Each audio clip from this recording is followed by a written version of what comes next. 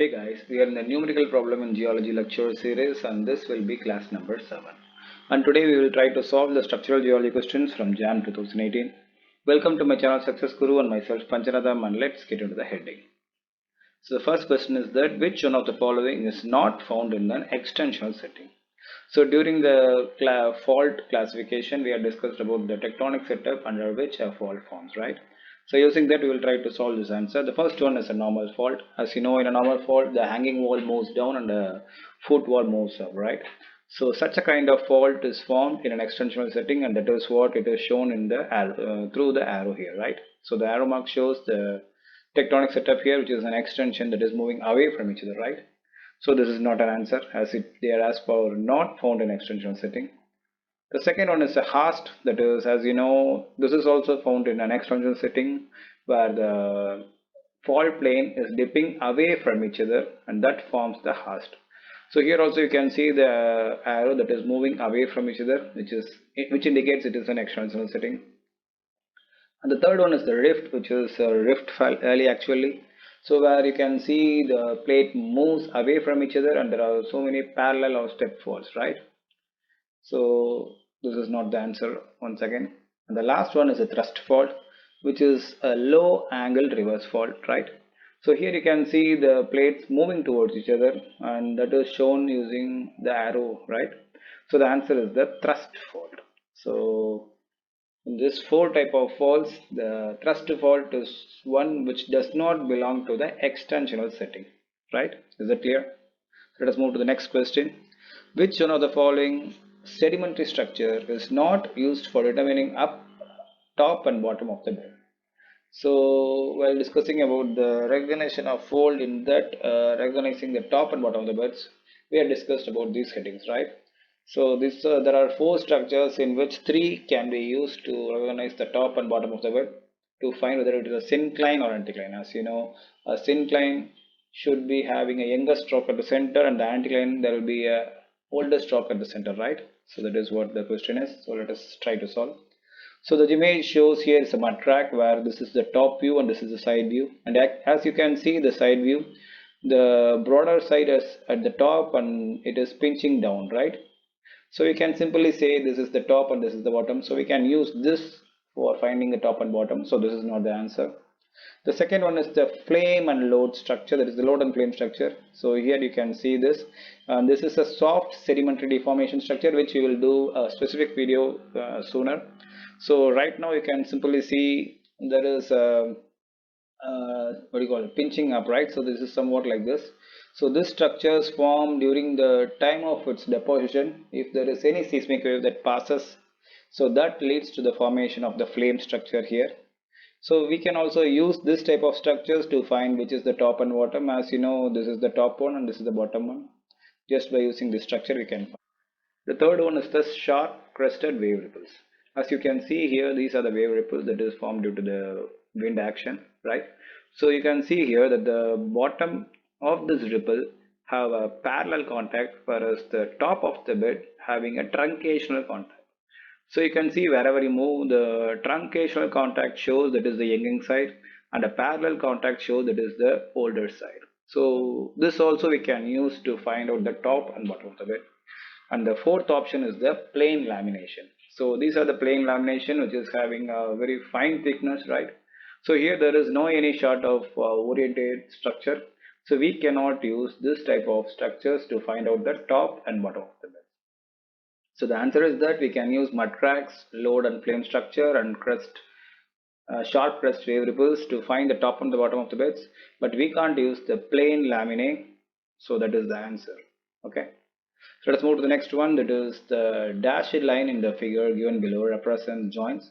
Considering only the orientation of the joint and the slope surface, which one of the following represents most stable slope? So this is what they asked one. So this is the ground surface, so and this one is the slope surface, and this dashed one is the joint surface. Okay. So if this is the setup, what you can see here, the dip direction of the joint and the slope surface or in the same side, right? So if there is any sort of displacement along this joint plane, this block can simply move down just like that, as the slope is here in this direction, right? So this is not a stable slope. And this one, if you see here also the same thing. Here the dip of the joint is very high, so the braking can happen at any time and can move very fastly in the downslope direction. So this is also not a stable slope. And here also you can see the joint surface as well as the slope surface are nearly parallel. So here also the stability is in question, as due to weathering the joint can get broken down and simply move in the slope surface. And the last option, that is the option B, we can see here the slope surface is in one side and the joint is in other side. So even if the joint get activated and if it breaks in this line, the rock will stay here, as the slope is in opposite direction. It cannot jump like this, right? So the comparatively stable slope is option B. Okay, so up to now what we had see is the MCQ, that is multi-choice question.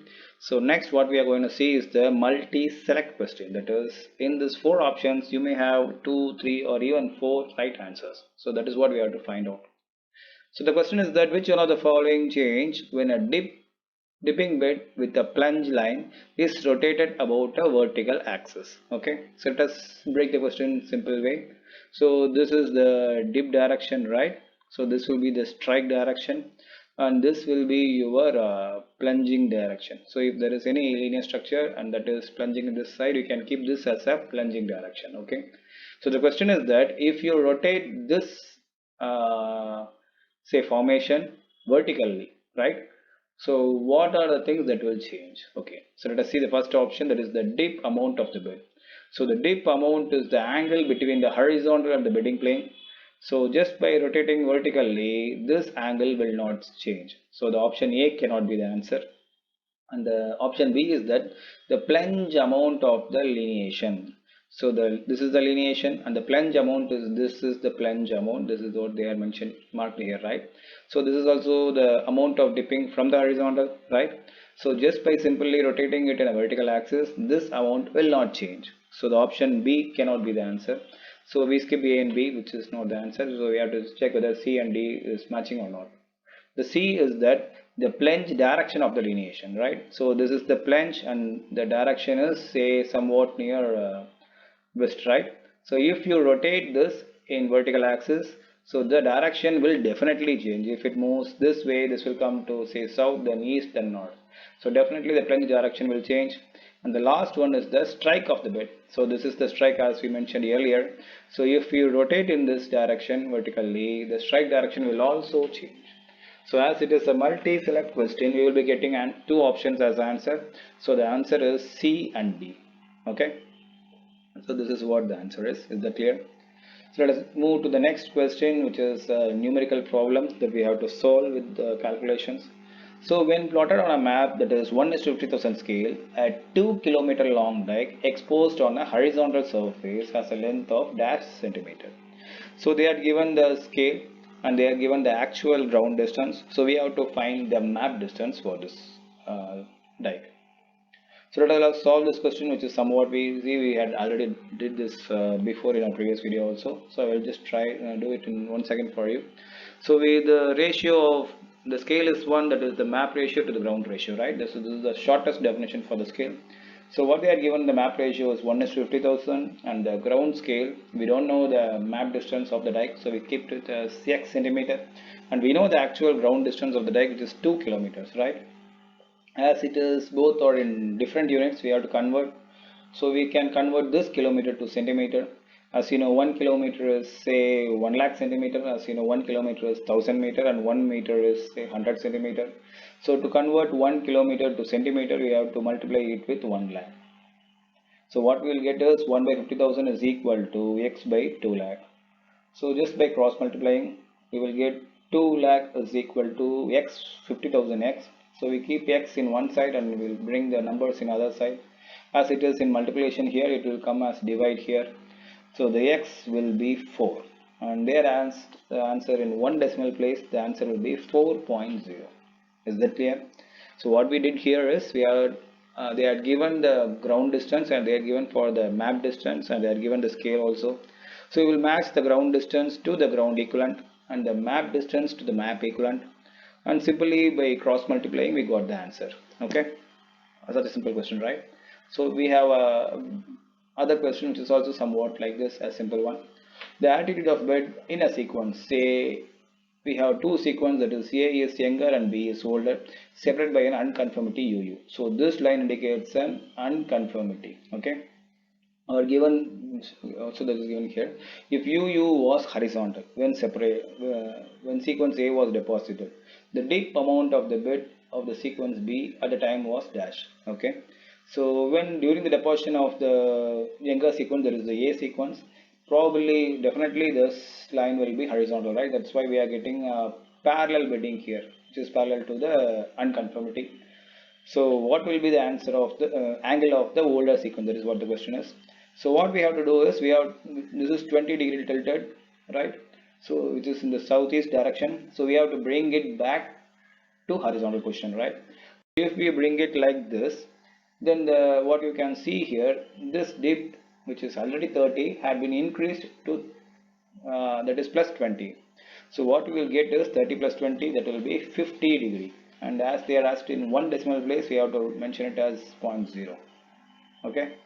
So this is what somewhat easy question so far. So next we will be handling a bit difficult question, which is I think for 4 marks or something.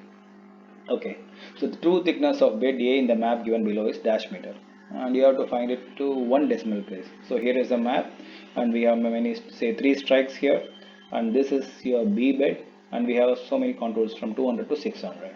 So we are going to solve this question right now. So for solving this, we will select some position in this map. So I will be selecting this portion of the map, so we can just make a cross section of this, and we will be solving this question. Okay, so consider this as bed A, and as you know, these are two different levels, that is 200 and 300, right? That is what the contour they are given. And from the question you can find out the horizontal equivalent, which is 200 meter they are given here, right? And you know vertical distance is 100 meter from this contour interval, right? So this is what they are given in the question. So as you know, both this are horizontal, and this line is say inclined. So this angle and this angle will be equal. So I will put it as x here. By geometrical rule, this two are equal. Okay. So let us solve this. So let us form a right angle triangle here. As you can see here, this is at right angle, right? So this is the bedding plane, this is the vertical line. So this will be a right angle. So you can consider it as a right angle triangle. So in a right angle triangle, tan x will be equal to opposite by adjacent. The x indicates here is the x, and the opposite side is 100 meter and the adjacent side is 200 meter. So that will be 1 by 2. So the x will be tan inverse of 1 by 2, which is equal to 26.57 degree. So this is the value of x. So right now we have to find out the x, that is the dip amount of this formation, using this calculation. So now we are going to use this dip amount to find out the true thickness. So this line is the true thickness, as you can see here, as the bedding plane is like this and the thickness is measured perpendicular to the bedding plane. So this will be the true thickness, as it can also form a right angle triangle. Okay, so in this newly formed right angle triangle, sin theta will be equal to opposite by hypotenuse. So this is the opposite side and this is the hypotenuse side. Okay, and we know the hypotenuse, that is 200 meter, and the opposite side is what we don't know, that is the true thickness, and the x, that is the sin theta, that we know, that is 26.57 from the previous calculation. Just by substituting and replacing the values, what you can get is true thickness is equal to sin 26.57 is 0.45 into 200, that will give you say 89.46 meters. So this is the answer. Is that clear? If you have any doubt, just mention it in the comment section. I will try to clear it once again. And I have grouped my videos according to the category that you can check in my playlist. You can connect with us, my mail and Facebook and Instagram, these are the links. You can support us by like, share and subscribe. Thanks for watching. Have a great day.